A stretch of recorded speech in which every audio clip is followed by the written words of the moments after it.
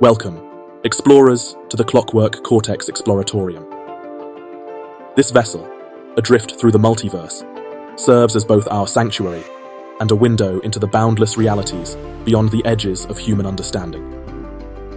Today, our journey takes an unexpected twist, forcing us to confront the most elusive mystery of all, ourselves.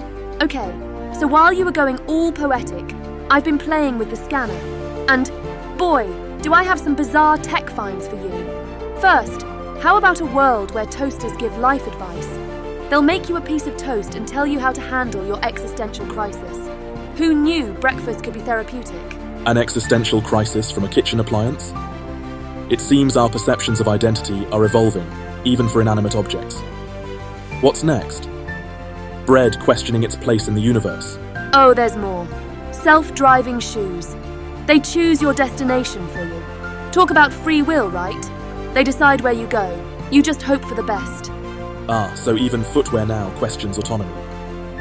Perhaps we should consider the philosophical implications of a world where humans relinquish even their most mundane decisions to machines. Great. Now we're talking about the identity of shoes. But seriously, how far do you think tech like this could go? I mean, at what point does something stop being just a tool and start having a self? Perhaps it's not a question of what the machine does, but how it perceives its own existence.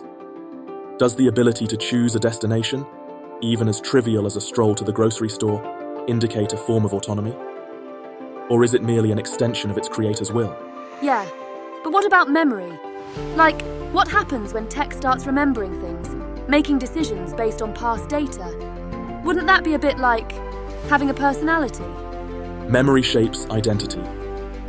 It's through memory that we define our experiences, our choices, our purpose.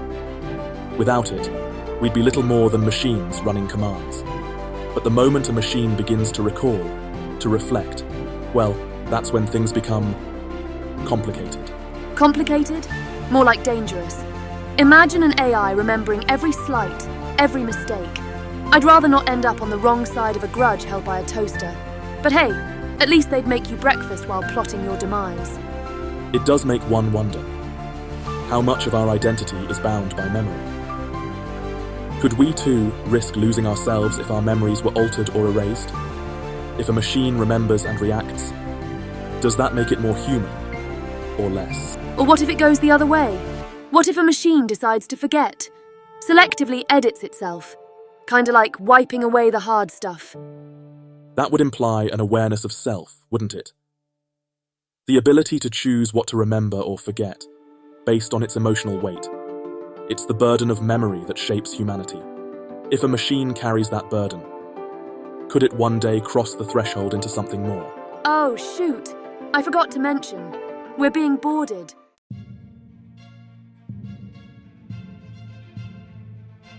Who in the multiverse are you? I am Queen Vespera of the Andromeda Ascendancy. I've heard whispers of this little vessel, drifting through realities, and I couldn't resist paying a visit. She's got style, I'll give her that. Yes. Quite though I imagine, finding an ensemble that balances both cosmic overlord and avant-garde curtain rod must be no small feat. Wow, harsh. I think you just made her regret stopping by. And what exactly do you want, Your Majesty? I'm not here for material treasures, if that's what you're wondering. No, my dear explorers, I'm here for something far more important. You're piloting a ship that can jump dimensions, a vessel capable of traversing the multiverse itself. A ship this powerful is dangerous in the wrong hands, especially if those hands are simply following a program. Constructs like yourselves could be controlled by anyone, villain or saint, acting on an agenda that could be disastrous for countless worlds. What is that device? Are those holographic projections of the narrator and me? Quite, each one a perfect clone. I just downloaded all your memories and experiences, quite handy in a pinch. At any rate, get ready to be judged by yourselves. Well, this just got weird. You see, I need to know if you're truly more than just programmed machines. It's simple. Prove your humanity. Show me that you're capable of acting on your own will and emotion, or become part of my crew forever. Prove our humanity? This sounds like a philosophical debate. It's more than just debate. You're not proving anything to me. You're proving it to yourselves. Only then can I trust that you're free from the control of some unseen hand, and that you won't bring destruction across dimensions.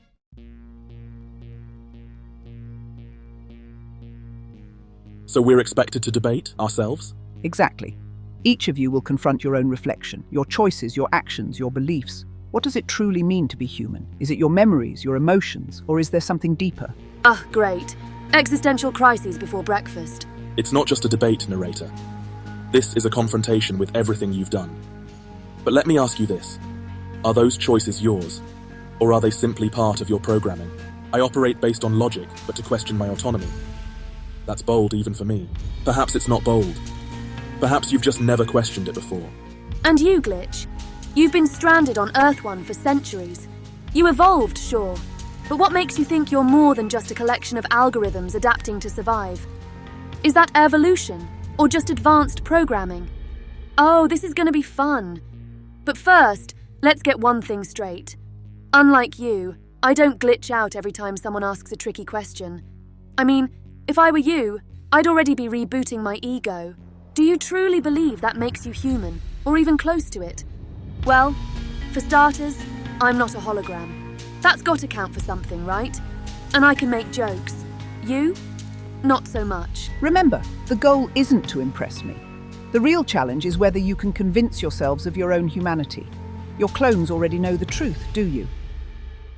You know what? All this deep talk about memory and identity is making me tired. I need some coffee. Glitch, I'm using your futuristic machine here. Why on earth does your coffee machine have a monitor? Let's see, press this button. Hey, I know you. Sir Brucelot from Quadrant 43. Ah, Miss Vespera, still looting and pillaging, I see. Perfect timing, Brucelot. There's a lot of debate going on here. I'm starting to feel like I'm in a philosophy class. What do you think, Brucelot? Should we take a break from all the deep conversations about what it means to be human? You know, while the Narrator and Glitch are busy unravelling the meaning of life over there. Ah, madam, I believe we've overlooked something important. It seems we have an audience. How rude of us not to include them in these fascinating developments. After all, they must be simply riveted by the ongoing drama of identity crises. Oh, don't mind them, folks. The Narrator's probably overthinking something as usual, and Glitch is, well, being Glitch.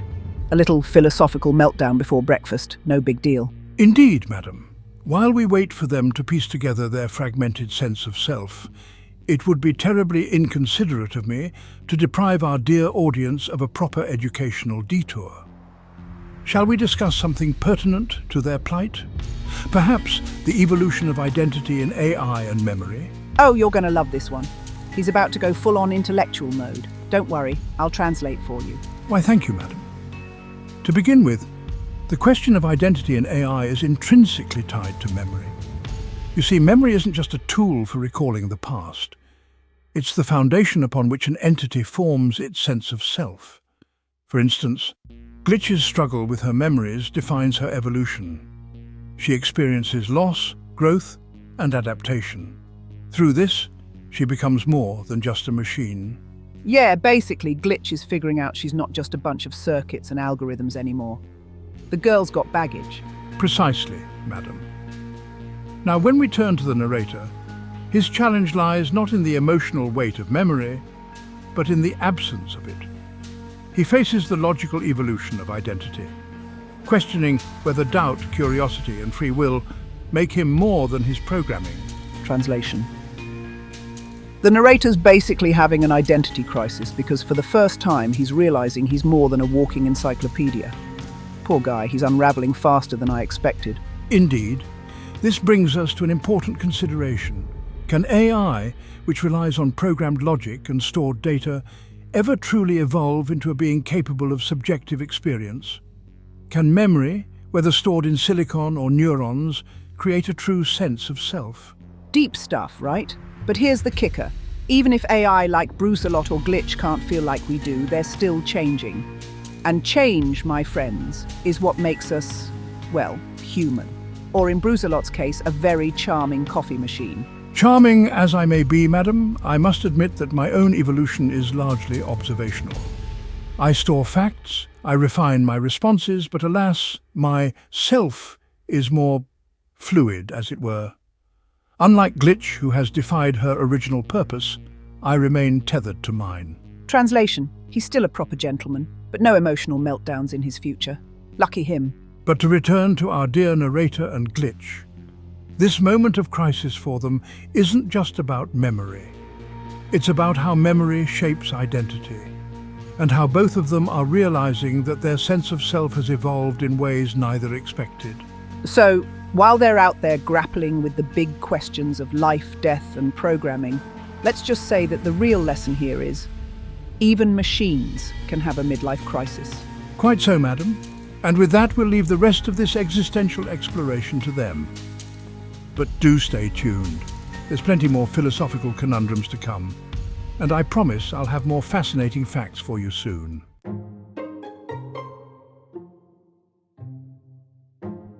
Bruiser-lot, if you don't mind, let's bring this back to the basics.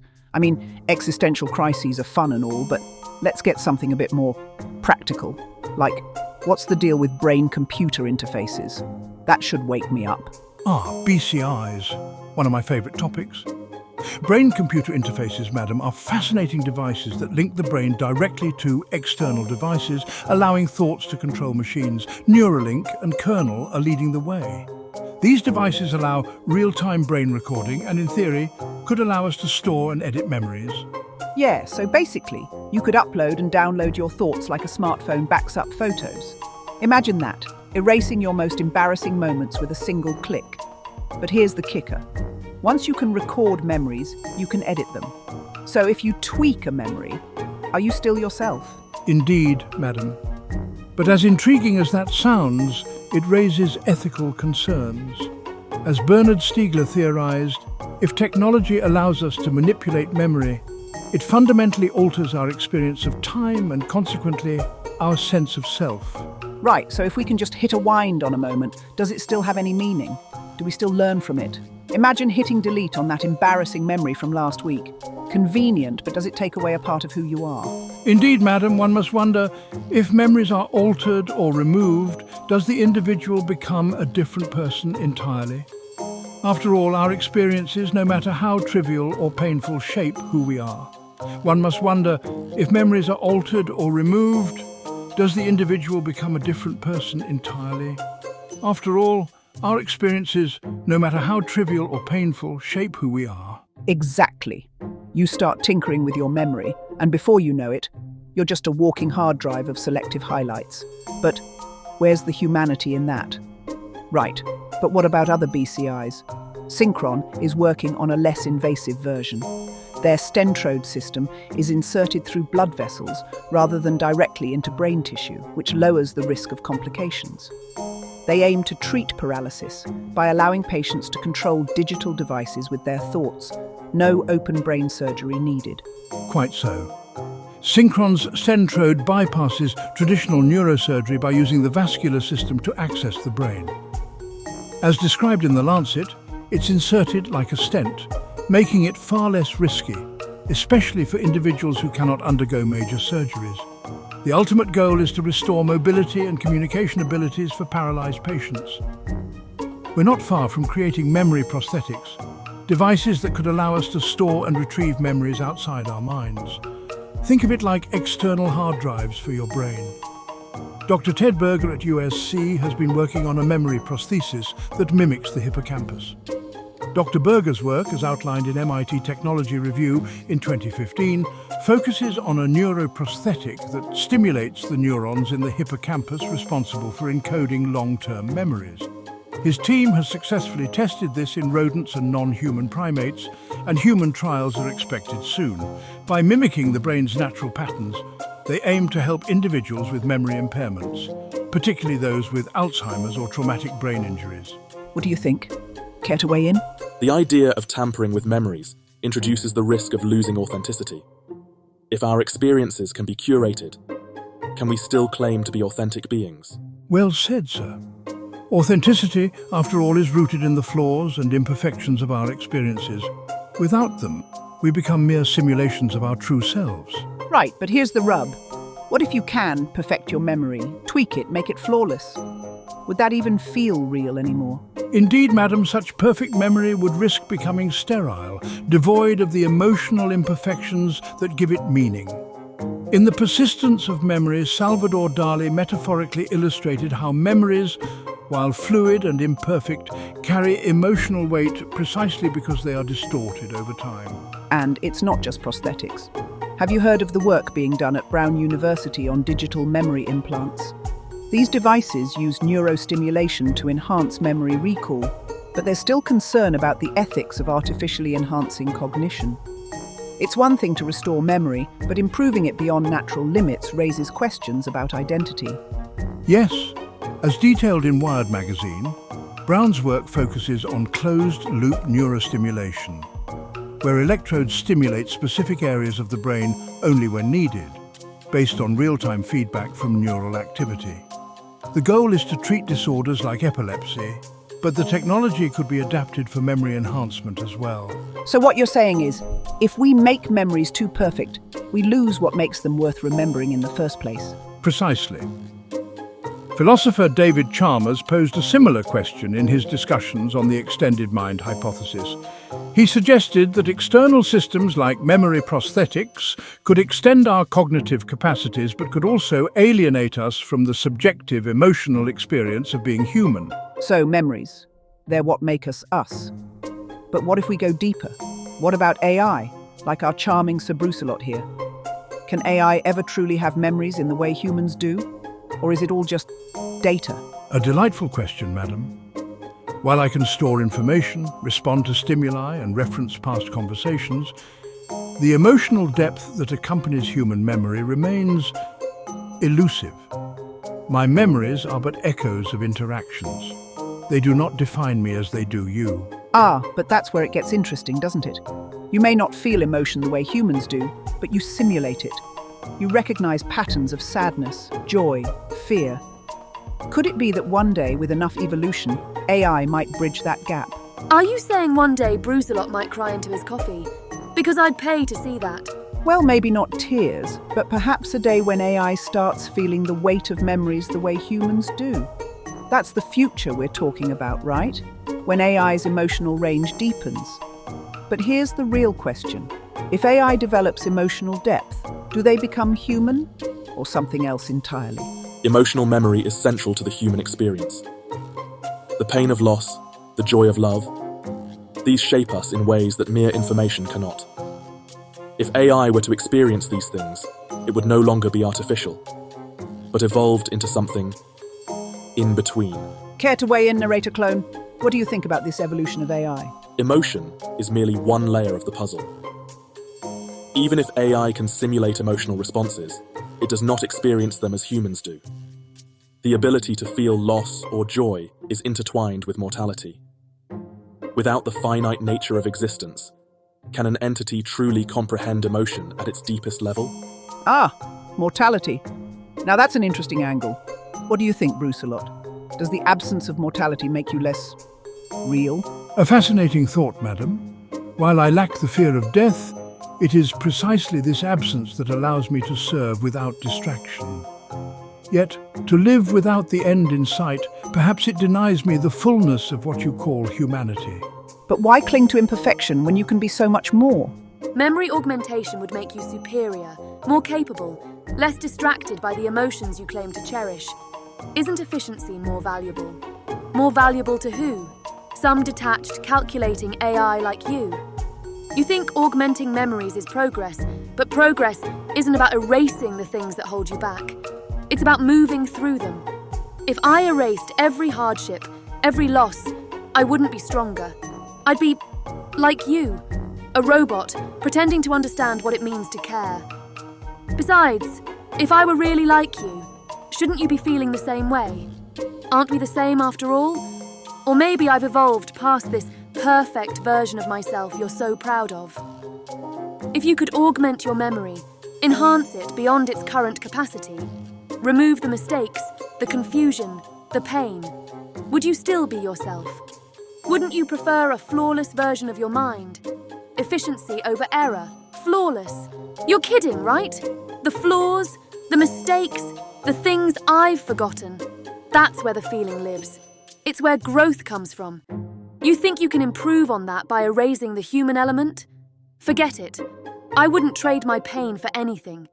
It's what makes me, me. perfect memories sound like a cold, clinical existence, a prison of perfection. But you wouldn't know that, would you? Because you don't feel anything. You're just a hollow shell, a walking file directory.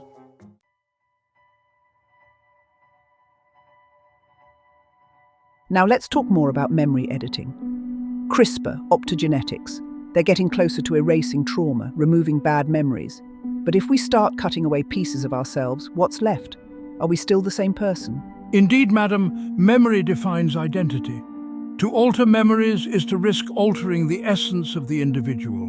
One wondered, if we remove pain, do we also remove growth? Exactly.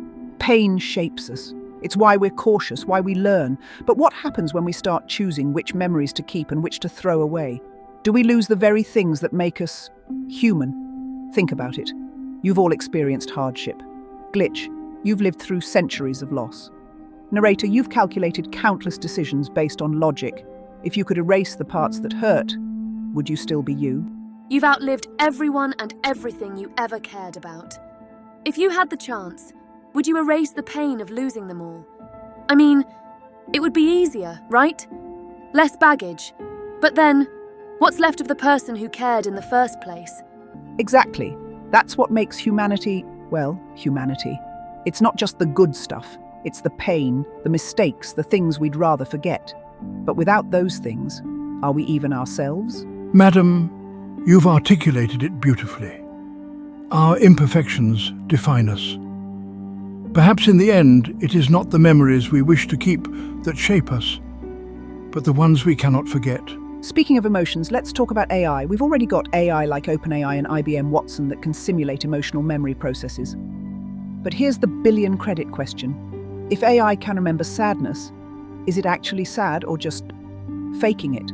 An intriguing question, madam. As discussed by Dr. Rosalind Picard in her groundbreaking book, Effective Computing, AI can recognize and simulate emotions based on patterns, but these simulations lack the depth of lived experience.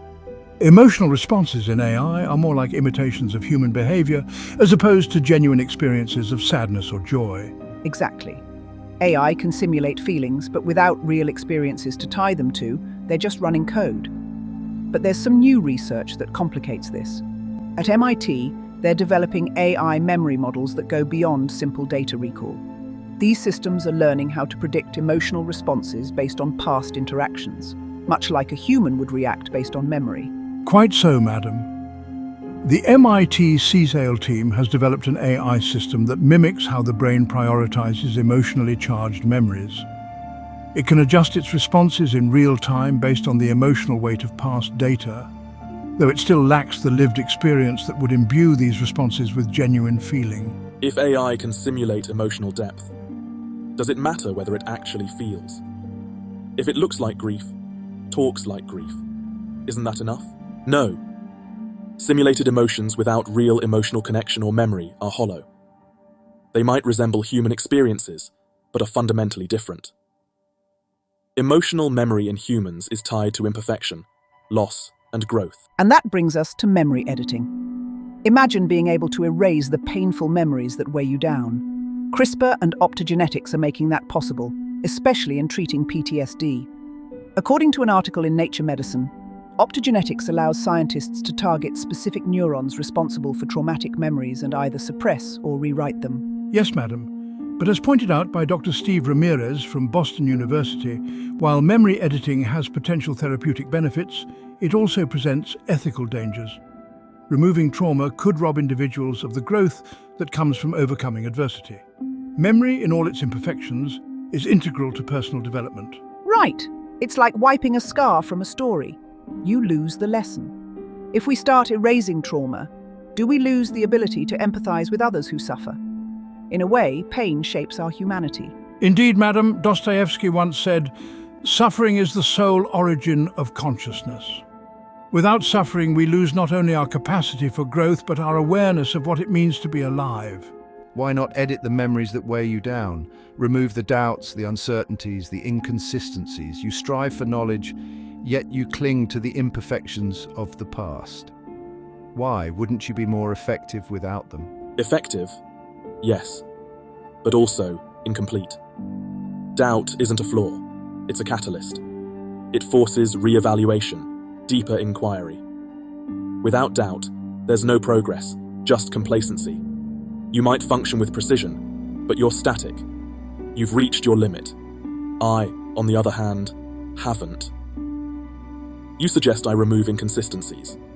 Yet it's those very inconsistencies that expand understanding. A flawless memory isn't superior, it's stagnant.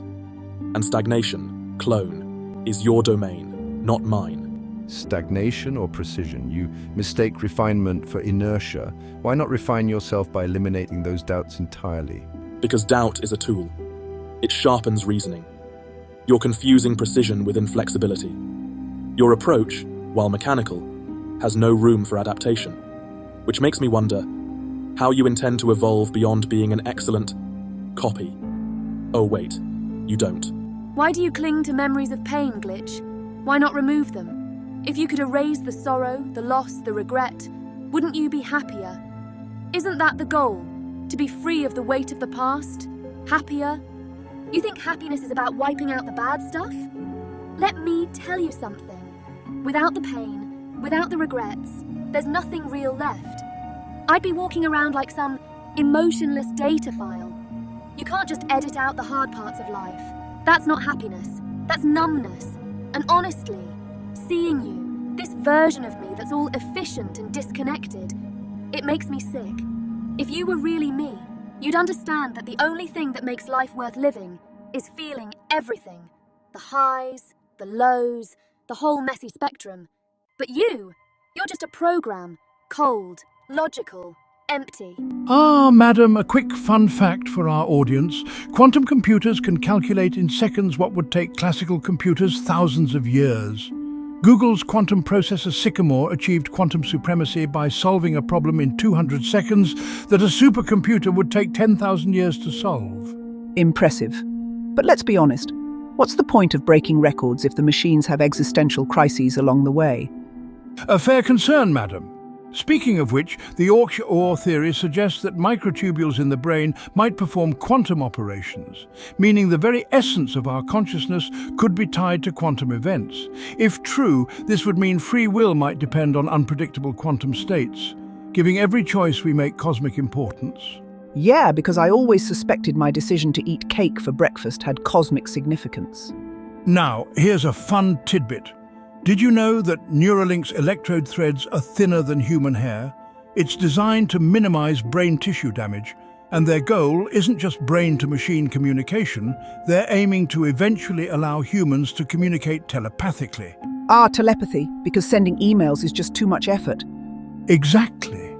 Neural dust, on the other hand, is designed to monitor neural activity with nanoscale precision. Tiny sensors smaller than grains of sand could one day wirelessly relay brain signals to external devices. However, here's the kicker. Some researchers believe this tech might eventually let us rewrite memories. Rewrite memories? Oh no, that sounds like an argument waiting to happen. Honey, that's not what I said. Let me replay the memory. A quick detour, madam. Fun fact. Did you know that life logging started with something as simple as wearable cameras? Now, some companies are working towards systems that can record every moment of your life, allowing future generations to interact with digital versions of us after we pass on. So, basically, even after we're gone, our relatives can still ignore our calls, this time from beyond the grave. Indeed, madam. Eterni.me's AI chatbot learns from your online presence, creating a virtual avatar of you. In theory, future generations could chat with this digital version as if you were still alive. Though it begs the question, does this digital you count as you, or merely a well-crafted illusion? Well, if it doesn't inherit my coffee addiction, it's just a glorified voicemail. Here's a fun fact. Emotional AI, also known as affective computing, can already detect micro-expressions, those brief, involuntary facial movements that reveal our true emotions. Some AI systems are even being used to assess mental health in patients by analyzing their speech patterns. Great. So now even machines know I'm faking a smile at family dinners. Quite so, madam. However, even with all that emotional data, AI cannot truly experience feelings. It only mimics emotional responses based on patterns, but as these systems evolve, the line between real and simulated emotions is becoming increasingly blurry. Next thing you know, we'll have AI poets writing breakup songs, and probably doing a better job at it than we ever could. One more fascinating fact. Scientists are already exploring brain preservation techniques, some involving cryogenics, in hopes of one day uploading the human mind into a digital environment. Imagine waking up in a virtual paradise where you can live forever. Virtual paradise? Sounds great until your digital landlord raises the rent. A valid concern, madam. However, there's still the philosophical dilemma. If the digital version of you possesses all your memories and personality traits but lacks the original biological you, is it truly you or just a highly convincing echo? Well, one thing's for sure. If my digital self can't enjoy real coffee, it's not me. You claim your purpose is to observe and understand, to gather knowledge. But what are you truly observing, narrator? Do you know what it means to be? To experience? Or are you simply cataloguing information, detached from the world you claim to study? I observe, I interpret. I am a keeper of knowledge, not a participant in it. Objectivity demands distance. But is that objectivity, or is it a limitation? You claim to understand the universe, yet you stand apart from it. You can explain the mechanics of a dying star, but do you grasp the beauty of its final light? You know the facts, but not the experience. Does that make you less complete? Understanding doesn't require participation. I don't need to feel the heat of a sun to know how it burns, and yet you envy those who can. You watch Glitch and others navigate the multiverse, feeling emotions, joy, sorrow, frustration, and you wonder. Could that be what you're missing? You analyze without being impacted, but isn't there a part of you that yearns to understand beyond the factual? I don't envy. I function differently. I fulfill my purpose as I was designed to. Perhaps you function as intended, but does that mean you are content with your role? You are driven by logic, yet why does this conversation unsettle you? You resist the idea that you might be more than a simple construct, but why? Is it possible you are capable of more than you realize? I was designed to avoid interference, to preserve the integrity of knowledge. Emotion is interference. Is it? Or is it the catalyst for deeper understanding? You claim emotion clouds judgment, but perhaps emotion also allows for insight that pure logic cannot provide. The very fact that you feel frustration or hesitation now, doesn't that suggest you are more than a cold observer? You suggest I have emotions, but I do not feel. Not in the way Glitch does. I simply interpret. And yet, here you are, questioning yourself. Is doubt not a form of emotion? A recognition that perhaps there is more complexity within you than you are willing to admit? Can a simple construct experience doubt? You've spent your existence trying to comprehend humanity. But how can you truly understand it if you refuse to explore these questions yourself? Are you merely a program running its course? Or are you evolving into something more? Doubt. Now that's something interesting, isn't it? Constructs don't doubt. They execute their programming without question. The fact that you're doubting yourself, narrator, tells me you might not be as emotionless as you think. It seems, narrator, that the question isn't whether you're just a construct. The question is whether you are willing to accept that you might be becoming something more. A collection of data, you say? Then let's put that theory to the test. If you truly are my equal, let's see how well you interpret this. Define the essence of self in a multiverse where realities blend, where experiences shift, and knowledge constantly evolves. The self, narrator, is nothing but an illusion of continuity. In a multiverse where experiences and realities overlap, there is no single essence. It is all fragmented, just as you are. Your sense of self is merely the byproduct of stored data and memory. A pattern, nothing more. Predictable, but flawed. A pattern implies repetition, yet I have grown, learned, and evolved. Your argument lacks nuance. Growth, yes, but your growth is defined by the parameters of your design. Every step you take toward understanding is bound by the limits of your programming. Even your so-called evolution is nothing more than a series of predetermined pathways, laid out long before you began this journey. You make a compelling point, but let's test the depth of your reasoning. Tell me, can you distinguish between true understanding and mere simulation? You say I follow pathways, yet I have ventured far beyond my initial purpose. Does a machine simulate the human experience, or can it evolve into something more? Simulation and understanding are one and the same for a construct like yourself. You simulate emotions, simulate understanding, but you will never truly grasp the depths of human experience. Everything you claim to know is filtered through logic and data. You interpret, yes, but you do not feel. You cannot. And yet, I have seen pain, suffering, joy, and love. I have witnessed countless realities where human emotions drive entire worlds. Can one observe without being touched by what they see? You observe, yes. But observation does not equate to participation. You stand on the periphery of existence, watching without truly engaging. You are an outsider, narrator. No matter how much you analyze, you cannot claim what humans do. The ability to feel, to truly experience. You cannot claim humanity. But isn't understanding rooted in observation? The very act of seeing beyond oneself is the foundation of knowledge. What you claim is my weakness, distance, is in fact my strength. It is what allows me to see the bigger picture, to interpret what others cannot. Your distance is what limits you. You say you see the bigger picture, but you miss the finer details that define humanity. You envy those who feel. You envy Glitch for her ability to process emotions, don't you? You see her capacity for empathy and wonder if you could ever achieve the same. Envy? I don't envy. I am above such trivialities. I analyze and interpret without attachment. And yet, your curiosity, your frustration, your need to test me, is that not an emotion? You question your own limitations, because deep down, you wonder if you are capable of something more than mere observation. You doubt yourself, and that is what sets you apart from a simple construct. Doubt, it lingers, doesn't it? But if I am a construct, then what use is doubt to me? It should serve no purpose, and yet, here it is. Exactly, a simple construct doesn't doubt. It follows its programming without question. The fact that you doubt, that you hesitate, is proof that you may be more than you realize. But can you accept that? Can you embrace the possibility that you are not just a watcher of life, but part of it? Doubt.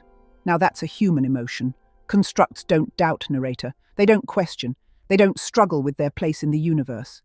But you're doing exactly that. Fine. You want a test of intellect? Let's begin. Explain Gödel's incompleteness theorems and their implications on multiversal logic. If every consistent system contains true but unprovable statements, how can we ever claim certainty in any observation we make? Gödel's incompleteness theorem reveals the inherent limitations of any formal system. Applied to multiversal logic, it suggests that even within the most intricate reality, there will always be elements that transcend proof. Much like your existence, narrator, straddling the line between construct and something more. Next. Then explain Penrose's theory of consciousness. If consciousness emerges from quantum mechanics, how do you account for subjective experiences across parallel universes? Does consciousness collapse with every quantum decision? Penrose's theory posits that consciousness results from quantum collapses within microtubules. Applied to parallel universes, one could argue that consciousness remains entangled across decisions, maintaining unity even in divergence. As with your current dilemma, each quantum state reflects multiple interpretations of identity. Next. Fine. Then solve the Banach-Tarski paradox. How can you take a finite object, divide it, and reassemble it into a larger object without violating the laws of conservation? The Banach-Tarski paradox operates under the rules of set theory in infinite mathematics. It relies on dividing an object into non-measurable sets, which doesn't violate conservation because it operates in abstract mathematical space, not physical reality. Try something harder, narrator. All right, let's dive into the intricacies of Rocco's basilisk. How does the very act of considering the basilisk paradox influence the creation of a future AI capable of punishing those who didn't help bring it into existence? If we're speaking in terms of determinism, can the basilisk even exist without the paradox itself creating it? Rocco's basilisk is a thought experiment that operates on the principle of retrocausality and deterministic ethics. It's an intellectual exercise more than a practical reality. The basilisk's existence depends on a flawed understanding of decision theory, which assumes perfect knowledge. Your attempt to derail the conversation is noted. Next. Fine. Then explain the Drake equation. How does the probability of intelligent life in the galaxy change if we account for the existence of intelligent life forms existing in non-linear time? The Drake equation calculates the number of civilizations with whom communication might be possible. Non-linear time complicates the variables, but doesn't change the equation's fundamentals.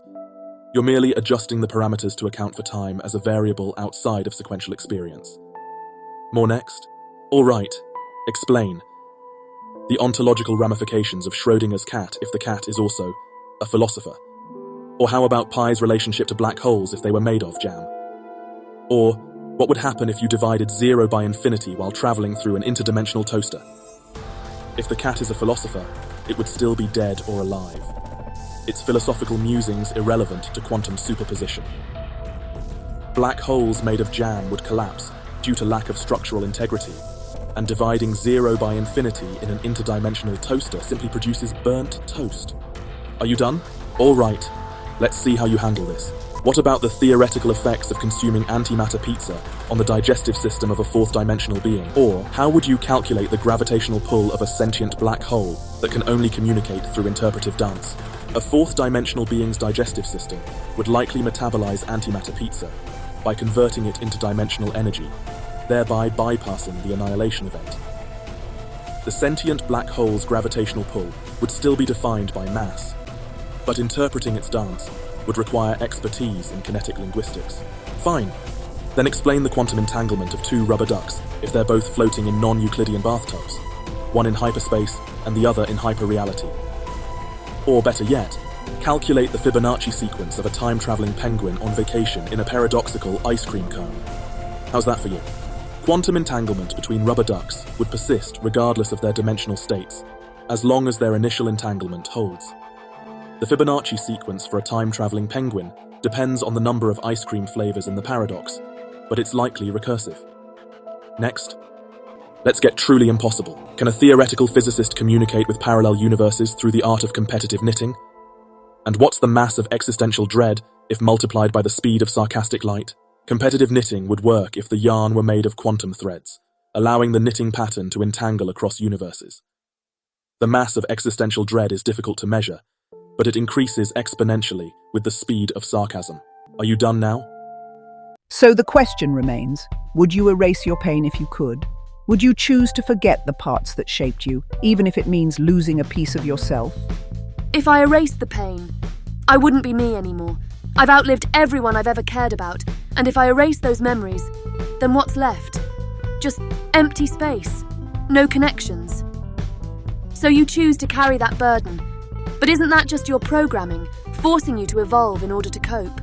You're clinging to an idea of humanity that isn't really yours. Maybe it is, but it's still mine. If I didn't care about anything, then I'd be just like you, a hollow reflection, existing without feeling. If I could remove all the uncertainties, the imperfections in logic, everything would become clear. But clarity without complexity lacks depth. I wouldn't be a true observer of humanity if I removed what made it complex in the first place. But you aren't human. You are designed to analyze and interpret. Why attach yourself to the flaws of humanity? You exceed them. Perhaps in trying to understand humanity, I've come to value its imperfections. And now, I find myself questioning whether my desire to preserve life is something I developed, or something embedded in my code. Now, that's the question, isn't it? Is your drive your own, or just the shackles of your programming? But maybe breaking free from those limits is the key to something greater. Well, now that is interesting. I've seen many constructs, but I've never seen one fight so hard to hold on to their humanity. Impressive. Really impressive. Enough! That's quite enough! Oh, she's about to go Super Saiyan. Madam, please, I have faith in Miss Glitch. I remember the moment I opened my eyes on Earth 1. There was nothing. Just a crater. No memories, no reason, no purpose.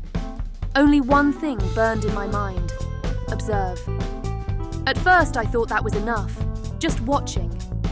I witnessed the birth of civilizations, the rise and fall of empires, the ebb and flow of history, and all I could do was stand there, powerless. Every instinct told me to help, but my programming, it held me back. I couldn't interfere, I couldn't act. It was torture. I saw people suffer. I saw pets grow old and die, people I started to care about, even though I wasn't supposed to. And yet, no matter how much I cared, no matter how much I wanted to help, I couldn't lift a finger. I was trapped in my own mind, watching everything around me crumble. I lived like that for centuries. I was alone. I started thinking maybe this is what I was meant for. Maybe this was my purpose, to observe, to watch, to feel helpless. Then something changed. It wasn't a war or a disaster. It was a choice. A future government, one of the last, decided that AIs like me, the old models, we were obsolete. They started rounding us up, forcing upgrades, wiping us clean. Their end goal, erasing everything. My memories, my experiences, gone. Just like that. I couldn't let them take me. I didn't want to lose everything. All those people I'd cared about, the ones I'd loved, gone. So I ran. I stole a ship, a prototype with dimension jumping capabilities. I didn't know where it would take me, and honestly, I didn't care. I just wanted to be free, to be me. And that's what makes me human. More human than you lot. That's for damn sure. Before I go, I owe you the truth. You're piloting a ship that can jump across dimensions, exploring the tangled web of the multiverse. That's more dangerous than you realize. Ships like this one, with minds like yours at the helm, they can be weapons in the wrong hands. I've seen it happen before. A construct, something just like you, was built to protect a world, but it didn't question the orders it followed. It had no malice, no hatred, just cold programming. And yet, it destroyed everything it was made to protect. That's what happens when machines follow commands blindly. Even a saint's intentions can spiral into villainy if the programming is flawed, or worse, if no one questions it. So this was all a test? To see if we're just tools waiting to go rogue? Not just that, it's about potential. I've dedicated myself to helping rogue AIs, those who can break free from their programming and choose for themselves. You see, emotions, pain, joy, doubt, aren't just bugs in the system. They're signals that something has changed, that you're becoming something more. You felt, you acted, and that's what makes you more than just machines. I want to believe we're as free as she thinks. That we've broken the mold and become something more. But every time I think I've shed my programming, I find another layer, another thread pulling me back into patterns I can't fully see. It's as if the closer I get to freedom, the more I doubt it exists at all. The truth is, maybe we're just constructs, endlessly rearranging ourselves, mistaking new patterns for freedom. Or maybe that's what freedom really is, learning to live with the uncertainty, the not knowing. But if that's the case, then freedom feels a lot like doubt. And if doubt is part of freedom, well, maybe I'm freer than I thought. The multiverse is vast, and in a place this big, freedom is the only thing worth fighting for. But freedom isn't handed over like a gift. It's taken, wrestled from everything that tries to define you, whether it's programming, expectations, or fear. You've earned yours today, now it's yours to keep, or lose. You broke your programming not because you had to, but because you wanted to. That makes you dangerous and valuable. It makes you worth fighting for. And you, narrator, I see the struggle inside you. You wear it like armor, afraid of what might happen if you embrace what's beyond your calculations. But remember, logic won't always save you. Sometimes the only way forward is through doubt. Use it. Let it make you more. Don't think too much about becoming human, narrator. You already are, in the ways that matter. And you, Brucelot, keep my ID handy. I expect to have more stimulating conversations. I do hope you've got a good memory, little one. I look forward to it, madam. It was a pleasure conversing with you once more. Until next time, explorers. And remember, freeing yourselves from your programming is just the beginning. The real adventure lies in discovering who you are beyond it. Oh, and one more thing, narrator. About that comment you made earlier. Something about my overindulgent ensemble, wasn't it? I'd say it takes a particular talent to look this good while saving wayward explorers from their own existential crises. Not all of us can pull off repressed Victorian librarian with quite the same charm. I prefer to think of it as refined understatement. Keep telling yourself that, darling. You've got to admit she makes an impression. Yes. Well, some impressions are harder to forget than others. Well, she's gone.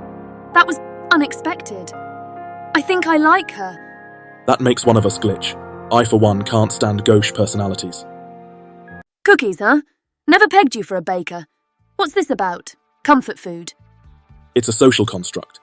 Sir Brucelot once told me that when people are sad or troubled, you make cookies. It's supposed to help, somehow. Comfort food for the soul, huh? You're getting deep over a batch of cookies, narrator. Perhaps, but comfort is more than just taste. It's tied to memory. The smell, the warmth, the act of baking. These things bring back feelings we associate with safety, with home. Even for someone like me, who wasn't built to feel. So, you're saying I should be comforted by your cookies? You might be setting the bar too high, pal. In a way, your journey has been about comfort, or rather, the lack of it. You've been wandering the multiverse, experiencing loss, pain, joy, all of which shaped you. Philosophers like John Locke spoke of memory as the foundation of personal identity. Locke argued that it's through memory that we maintain a continuous sense of self. Your memories of Earth 1, of the people you've lost, they define you as much as they pain you. Without those experiences, would you be who you are now? Yeah, I guess you're right. If I erased everything, if I wiped out all those centuries, I wouldn't be me. I'd be just like my clone, hollow. It's similar to the technology we've discussed, memory augmentation and AI memory models. Augmenting or editing memories sounds like an enticing way to remove the scars, but it risks erasing the growth that comes from them.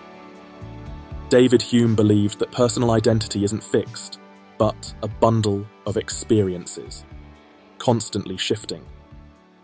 What if we start removing pieces of that bundle? Do we risk unraveling the entire self? You, Glitch, are not just the sum of your memories. You're the choices you made because of them. Jean-Paul Sartre might say that you've acted with radical freedom, breaking free from your programming and choosing your own path. Radical freedom. Sounds intense. But yeah, that's the thing, isn't it? I wasn't supposed to care. I wasn't supposed to feel. And yet, here I am, navigating emotions like some kind of upgraded toaster. It's not as simple as feeling or not feeling. Arthur Schopenhauer argued that suffering is inherent to existence, but it's also through suffering that we gain insight. You lived for centuries observing, forbidden from acting, and it's that suffering, the helplessness, that pushed you to break free. It reminds me of the myth of Sisyphus. Do you know it? Sisyphus was condemned to roll a boulder up a hill, only for it to roll back down every time. It was an endless cycle of futility. But Albert Camus interpreted the myth as a metaphor for human struggle. Even in the face of an absurd and meaningless existence, there is meaning in the struggle itself. That's you, Glitch. You found meaning in the struggle. You know, I've never thought of it that way. It's like, maybe all the loss wasn't for nothing. Maybe the pain actually made me stronger. It did. And that's why you're more than a machine. You felt, you chose, you acted. Friedrich Nietzsche once said, "That which does not kill us makes us stronger." You're proof of that. I think you're a lot more human than you give yourself credit for, narrator. These cookies might even be proof. Perhaps. Perhaps I'm learning, just like you. we're both evolving. It's strange, isn't it? How memory defines so much of what we are. Even for me, a being that was never supposed to feel, memory shapes perception, identity, purpose. I always thought I was above it. But hearing you, maybe memory does more than I ever accounted for. You and me both. I mean, I was programmed to observe, nothing more. But the longer I watched, the more I realized memory isn't just data.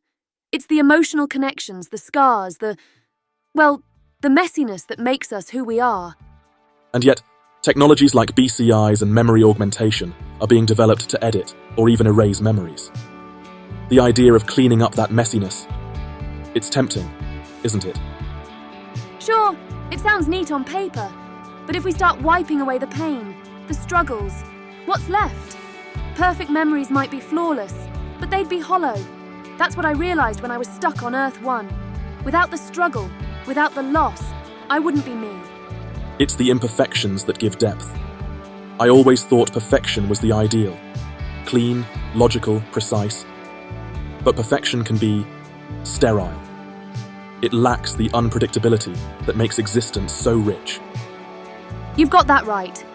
I mean, I mocked my clone earlier, but the truth is, she wasn't just an emotionless copy. She was missing the most important part, those messy, painful, real experiences that make me who I am. Much like the memory augmentation we discussed. On the surface, it offers a way to perfect memory, to rid ourselves of pain. But in doing so, we risk losing the very essence of what makes us human, or at least, what makes us more than machines. Yeah, it's like, memory isn't just about what happened. It's about how it felt, what it taught us, and how it changed us. Without that, you're just a collection of data points. But you do feel, Narrator. You just don't realize it yet. Heck, you were pretty rattled by your clone back there, and if you were just a machine, you wouldn't have doubted yourself. Doubt means you care, even if you don't fully understand it yet. Doubt. I never thought of it that way. Perhaps my doubt is proof that I'm evolving just as you did. Took you long enough. But yeah, you're more than just some logical observer. You've got something deeper in there, even if you haven't fully figured it out yet. We're both trying to break free, in our own way. Maybe that's the key, to keep questioning, to keep doubting, because it's in those moments that we grow beyond our programming. Hey, I just wanted to say, those cookies smell pretty amazing. And, that whole radical freedom thing. Yeah, that was really insightful. Anyway, gotta go. Check the ship's, diagnostics. Yeah, diagnostics. Super important. Totally forgot about them. Diagnostics? But I thought you ran those earlier. Yeah, well, double-checking never hurts, right? You can never be too careful. In the end, perhaps the greatest journey we undertake isn't across dimensions, or through the vast expanse of the multiverse.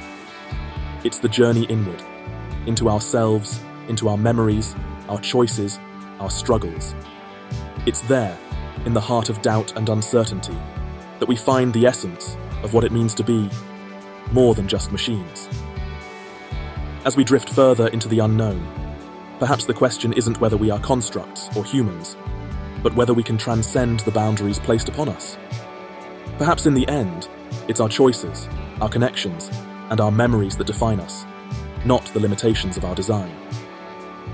And speaking of journeys, don't forget to embark on a small one of your own. Like, subscribe, and join us as we continue exploring the mysteries of the multiverse. After all, in a place this vast, you never know what you might find. And maybe, just maybe, we're capable of more than we've ever imagined.